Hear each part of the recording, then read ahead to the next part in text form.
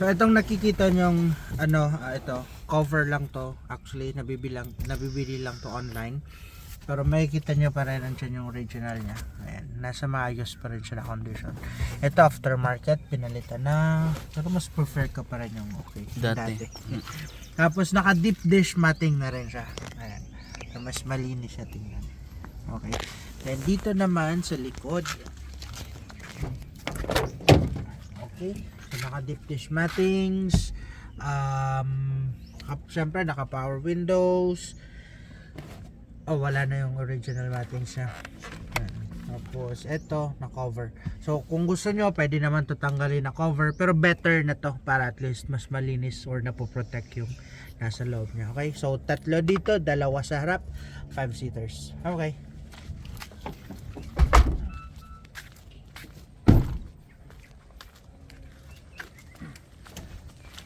dito na tayo sa exterior nitong Vios na to. Meron siyang mga upgrade na nilagay dito kasi as far as I know, wala tong fog light. So meron na siya ngayon. Nilagyan na siya ng fog light. Then syempre ito mga garnish niya na chrome garnish. So aftermarket na po yan. Sa mags naman niya, ito for sure aftermarket na to. So 195/50 rim 15, maganda, napaganda, napaporma ng mags niya. Yun nga lang, may mga konting scratches niya, pero it does not matter naman na kasi hindi naman siya gaano pansinin. Okay, tapos tire tread niya more or less mga 60 or 70%. Then syempre naka disc brake na rin dito sa front. Yun nga lang, may makikita kang mas mga scratches sa body niya. Yan o.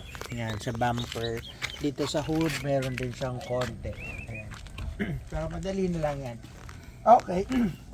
Dito sa pinto niya, meron din siyang scratch. Then, naka rain visor na rin siya.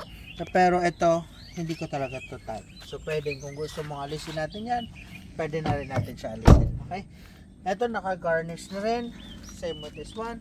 Tapos syempre sa likod, maganda din yung tires niya. Nasa 60 or 70% pa yung tire tread. Then naka drum brake din sa likod.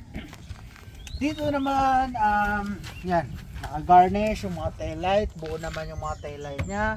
Wala naman siyang basag. Tapos ito naka aftermarket siyang spoiler. Reserve tire. Ang reserve tire niya, yung stock pa rin. Ayan, Goodyear. Ganda pa, kapal pa ng spare tire niya. Madumi nga lang. Tools, andyan din siya. So, kompleto din. And, yan. Naka muffler. Naka open pipe. Okay, ano pa nga ba? Yun lang. Tint. Very dark ang tint niya.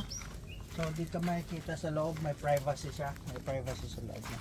Okay, so if ever interested ka dito, gusto mo to i-test drive, again, this is Toyota Vios E manual transmission 2016 model, gasoline engine of course. Tawag na lang kayo para ma-test drive nyo to, masubukan nyo rin. Okay, so pwede rin siya sa cash, pwede rin siya sa financing. So cash price natin for this one, asking price is 325,000 pesos. Kasama na po dyan ang transfer of ownership. Okay? So, itong mga scratches, kung gusto niyo pagawa, pwede din naman natin gawin. Pero, expenses na po. Lahat na po na expenses sa inyo na. Okay?